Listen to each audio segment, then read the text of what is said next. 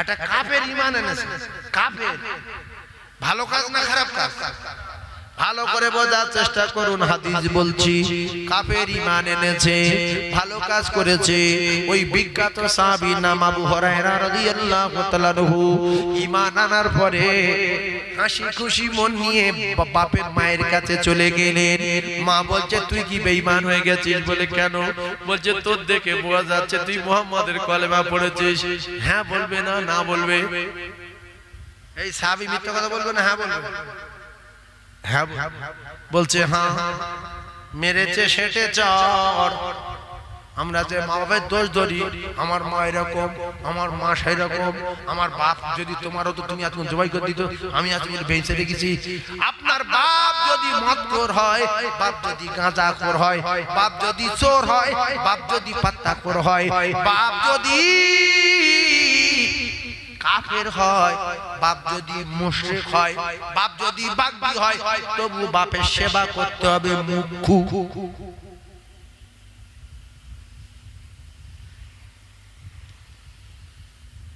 আবু হুরায়রার মা ঈমান আনেনি, মুশরিক,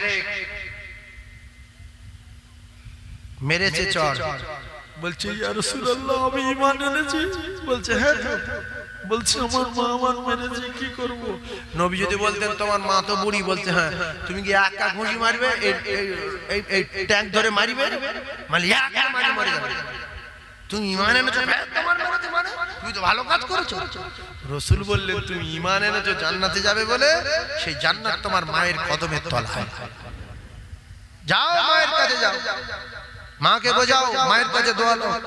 বলছে হুজুর তাহলে আপনি এক কাজ করেন, আপনি আমার মায়ের জন্য দোয়া করেন, আমার মতো যেন আমার মা আপনাকে চিনে নেয়। রাসূলুল্লাহ বললেন তা পারি।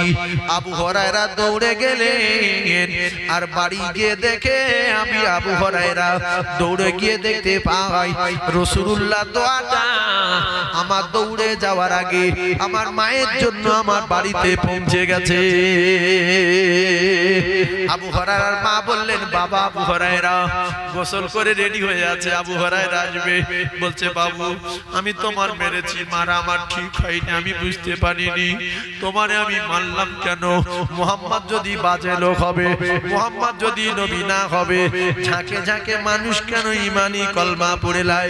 ওরে আমার কলিজার টুকরা বেটা আবু হুরায়রা, আমি তোর গর্ভধারিণী মা জানিয়ে দিলাম, চল বাবা চল, আমি এই মুহূর্তে রাসূলুল্লাহর কাছে যাব আর ঈমানি কলমা পড়ে মুসলমান হয়ে যাব।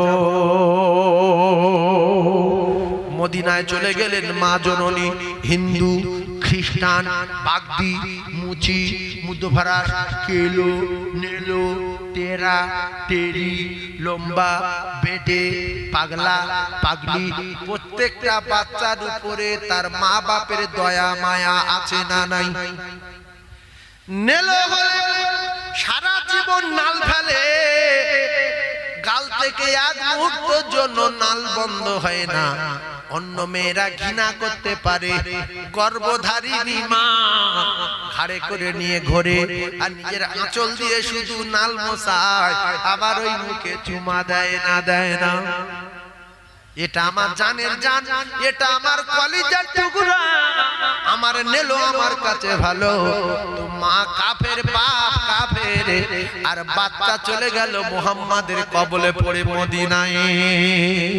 মক্কা থেকে বাচ্চা দেখার জ্বালায় জঙ্গলের পর জঙ্গল পাড়ি দিয়ে রাতের পর রাত, পাহাড়ের পর পাহাড় অতিক্রম করে মদিনায় প্রবেশ করলেন। সাহাবীরা বলে ইয়া রাসূলুল্লাহ আমার আব্বা আসছে মুশরিক, আমার মা আসছে ঈমান আনেনি, কোরআন মানে না, আপনার মানে না, আমরা পালিয়ে যাই। বলছে অত সহজ না। তাহলে কি চলে যেতে বলি? বলি অত সহজ না, তাহলে কি করব? বলছে তোমার মা বাপ যেই হোক খিদমত করতে হবে, তোমার জন্য তোমার মার বাপ হুমা জান্নাতুকা, তোমার মা আর তোমার বাপ তোমার জন্য জান্নাত, ওয়া নারুকা, যদি তোমার ব্যবহারে এরা কষ্ট পায় তোমার ঠিকানা হবে জাহান্নাম। ইন্নাল জান্নাতা লা তারিজলাইহা, জান্নাত তোমার মায়ের কদমের তলায়। জোরে বলুন। এই কলিজার টুকরারা সোনার চাঁদ মানিকেরা, জীবনে যদি কোটিপতি হতে চান, জীবনে যদি ধনী হতে চান, তাহলে একটা কথা মনে রেখে দেন, মা বাপকে প্রচন্ড খিদমত করতে হবে। আর যদি বলেন না আমি অকাল মৃত্যু চাই, তাহলে মা বাপের পিছনে লেগে যাবে, টুক করে অকাল মৃত্যু হয়ে যাবে।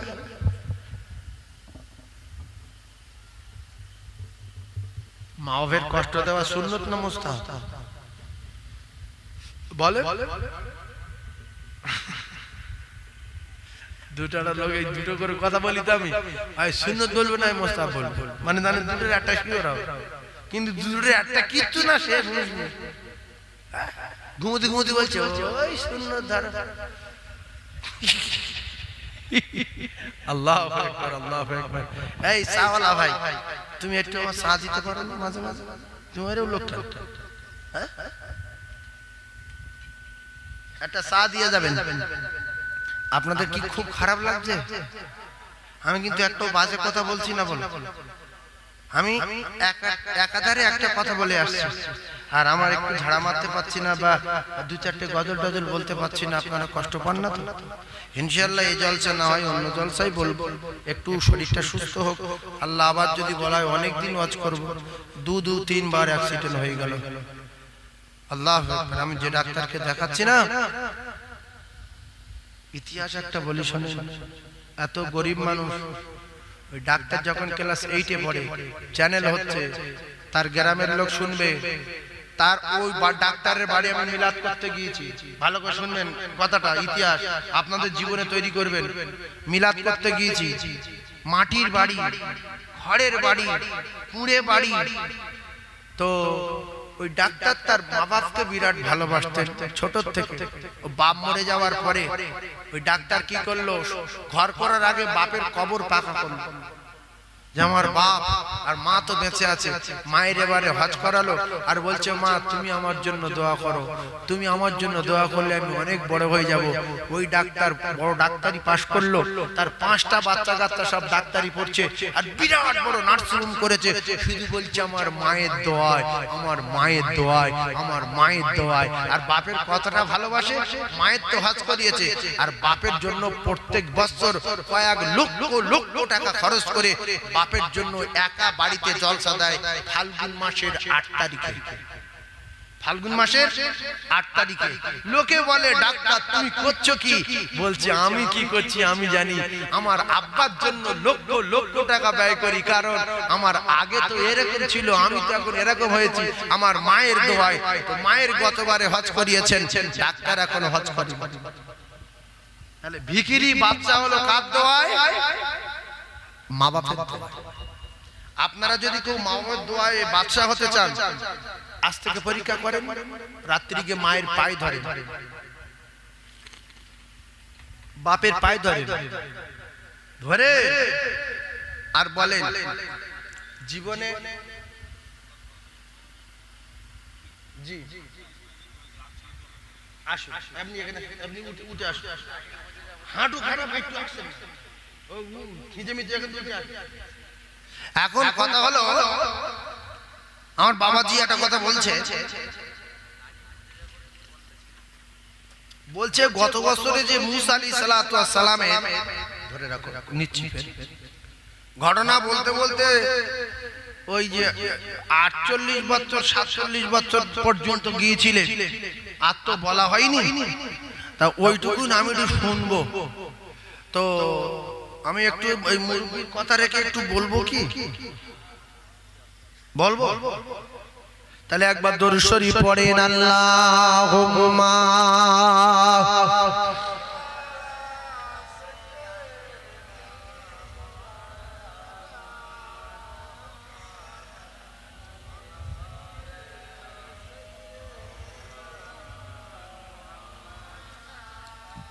আদর করে লুহু হাওয়া তার গায়ে নাহি লাগে গো, আর চুমতে কদম পথের কাঁটা কুসুম হয়ে জাগে গো।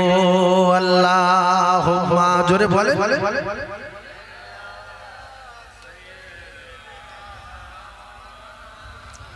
ওয়া আলা আলি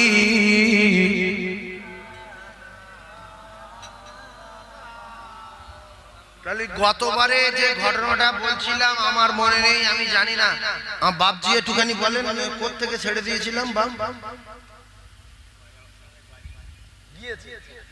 ছেড়ে দিয়েছি। আচ্ছা আচ্ছা আচ্ছা, হ্যাঁ হ্যাঁ, তারপর থেকে বন্ধ। বলছে মুসা নবী শুআইব নবীর বাড়ি গেল, আর যাবার পরে ওখানে শুআইব নবীর বাড়ি ছাগল চড়াচ্ছিল। মুসা নবী পাহাড়ে গেল, আর পাহাড়ে যখন সাপ, মুসা নবীর লাঠি সাপ মেরে দিল, তারপরে ওয়াজ বন্ধ হয়ে গেল। সাপ মারা থেকে শুরু করতে হবে। এই সাপ মারা থেকে বলি, মুরব্বি যা বলছে সেখান থেকে একটু বলি, নাইলে বাপ বয়সী মানুষ কষ্ট পাবে। আমার আব্বা বহুদিন আগে মারা গেছে, আমার মাই 2-3 বছর হচ্ছে মারা গেছে।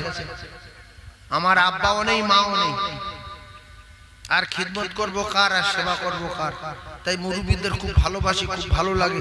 মুরব্বিদের কাছে দোয়া চাই, আল্লাহ যেন আমার আব্বা এবং মায়ের কবরের জান্নাতের দরজা খুলে দেন। সকলে বলেন আমিন। রাসূল বলেছেন মরে যাওয়ার আগে ভালো সন্তান তৈরি করে রেখে যাও, ভালো ছেলে মেয়ে তৈরি করে রেখে যাও, যদি কবরে নাজাত পেতে চাও। তো হযরতে নবী মুসা আলাইহিস সালাতু ওয়াস সালামের কথা বলতে বললেন, শুআইব নবীর বাড়িতে ছাগল চড়াচ্ছে। ও মুসলমানেরা, হযরতে নবী মুসা আলাইহিস সালাতু ওয়াস সালাম শুআইব নবী দেখলো এ তো আল্লাহর পয়গম্বর, এ তো মুসা কালিমুল্লাহ। গ্যারান্টি যেহেতু লাঠি সে নিজে বুঝে দিয়েছে, 8 বছর ছাগল চড়াবে। ও কলিজার টুকরারা, 8 বছর ছাগল চড়ানোর পরে দেখা যায় হযরতে মুসা আলাইহিস সালাতু ওয়াস সালামকে বিয়ে দিলেন নবী শুআইব আলাইহিস সালাতু ওয়াস সালামের মেয়ে। তাহলে মুসা নবী শ্বশুরের নাম কি? কথা বলেন। ছাগল চড়িয়ে বিয়ে দিচ্ছে।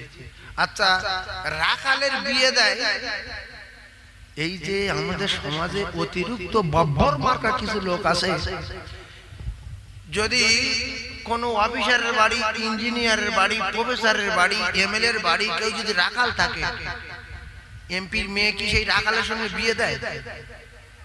এই জোরে বলে। শুআইব নবী তো বাদশা, আর বিয়ে দিচ্ছে কার সাথে?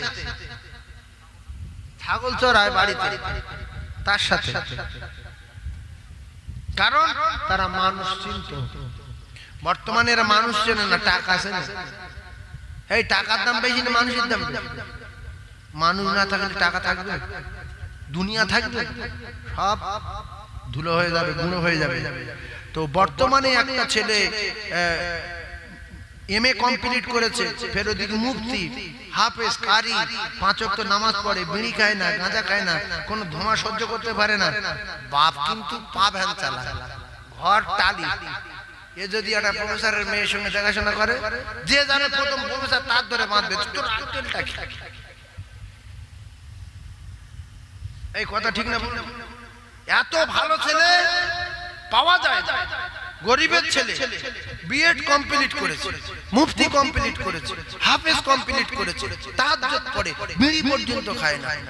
কই এমপির মেয়ের কথা বলো, একটা টোটোলার পার্টি দেন, সে যাক, কাকু আসসালামু আলাইকুম, আমার গ্রামে একটা ছেলে আছে, ছেলেটা ওই বিএড কমপ্লিট আর মুফতি সাহেব হয়েছে, হাফেজ কারি ছিল, আর এখন তাহাজ্জুদ পড়ে, ছেলেটা বিড়িও পর্যন্ত খায় না।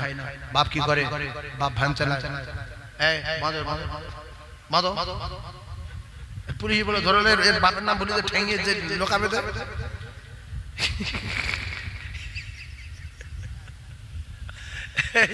দেবে না।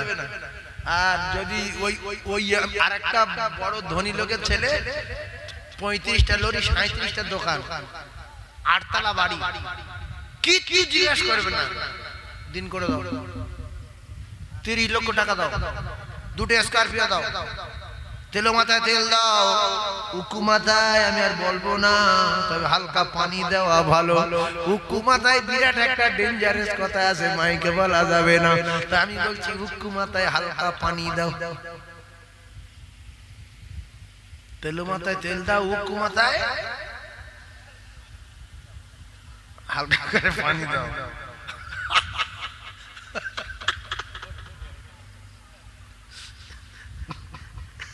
গরম পানি না, ঠান্ডা পানি দিতে হবে, গরম পানি দিলি গন্ডগোল হয়ে যাবে।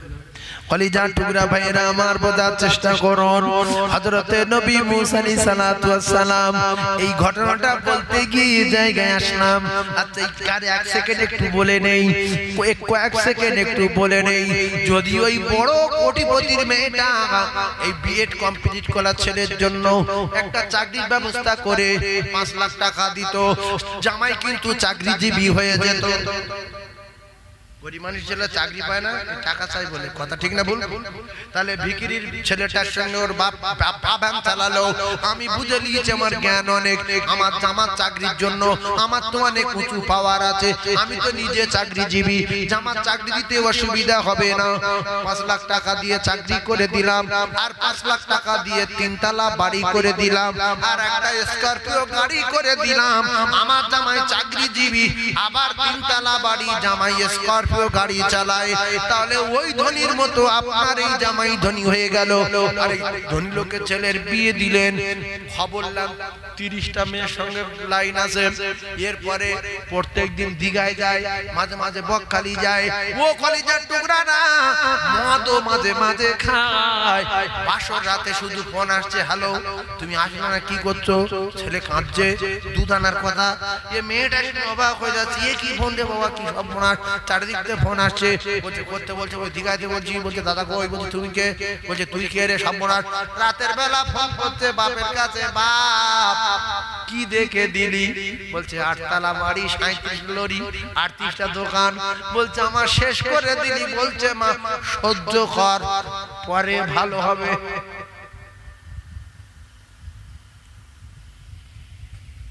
নেলো নেলো চাই।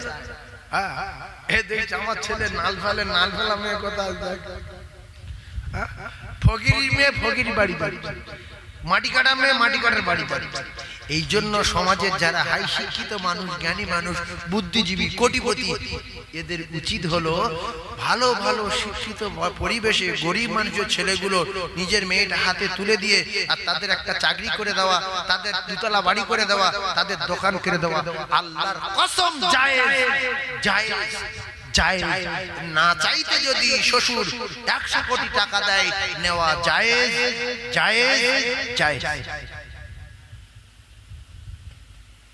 এর জন্য সমাজ শেষ হয়ে গেল।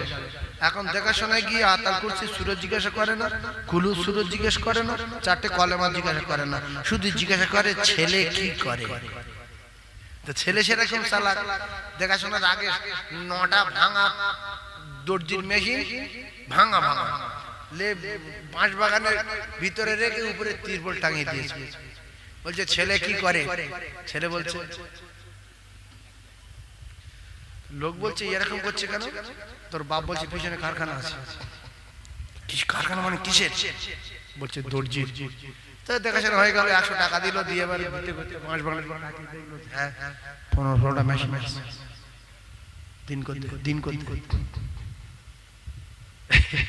দিন করে দিল। এবার দিন হয়ে গেল, বিয়ে হয়ে গেল, এসে দেখছে আর কিছু নেই, বাঁশ বাগান স্বর্ণ।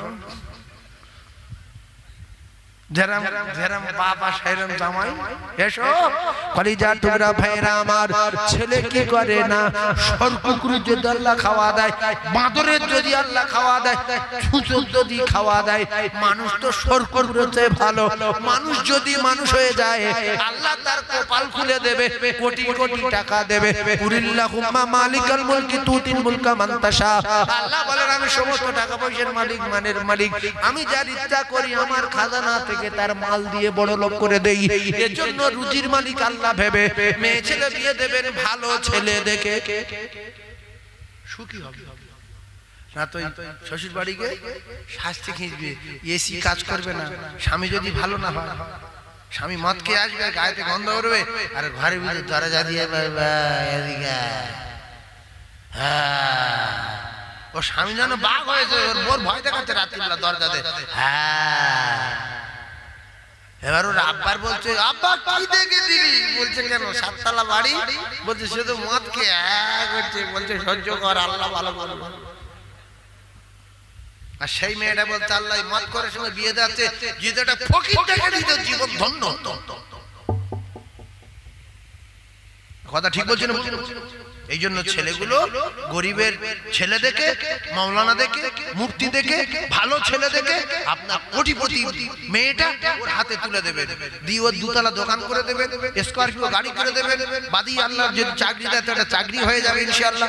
বহু আলেম এমএ পাস, টাইটেল পাস ঘুরে বেড়াচ্ছে, চাকরি নাই, টাকা নাই, 3 বার পাস করেছে, 4 বার পাস করেছে, 3 লাখ টাকা করছে, 3 পয়সা নাই তো 3 লাখ, বলছে ঘুষ দিয়ে চাকরি নেওয়াচ্ছে, ভিক্ষা করে খেয়ে মরি। এরকম বহু ছেলে আছে না নাই? টাকার জন্য চাকরি পাই না, এমএ পাস করে ঘুরে বেড়াচ্ছে, বিএড করে ঘুরে বেড়াচ্ছে, 9 পাস চাকরি করছে, উচ্চ মাধ্যমিক পাস চাকরি করছে, 10 পাস চাকরি করছে, নবীর মেম্বারে বসে বলছি 8 পাস চাকরি করছে। টাকার বলে, টাকার বলে 8 পাস চাকরি করছে, নাম সই করতে পারে না, চাকরি করছে। সিভিকদের বলছে তুই লিখে দে,